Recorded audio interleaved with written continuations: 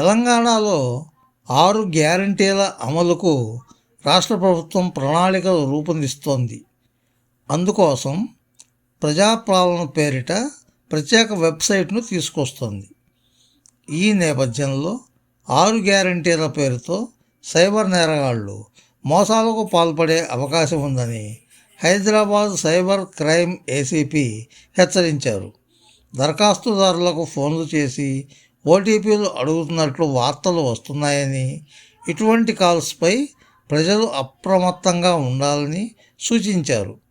అపరిచితులు పంపించే లింకులను ఎట్టి పరిస్థితుల్లోనూ క్లిక్ చేయవద్దని, ఓటీపీలను చెప్పవద్దని అన్నారు.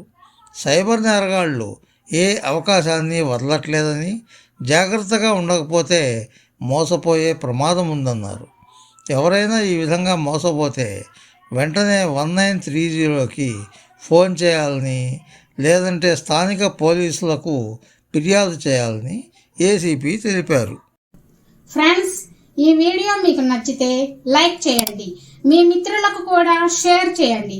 మా ఛానల్కి మొదటిసారి వచ్చినట్లయితే సబ్స్క్రైబ్ చేసి పక్కనున్న బెల్ ఐకాన్ని యాక్టివేట్ చేయండి. మా ఛానల్లో అప్లోడ్ చేసే ప్రతి వీడియో మీకు నోటిఫికేషన్ రూపంలో వస్తుంది. Thank you friends. Thank you very much for watching this video. Bye bye.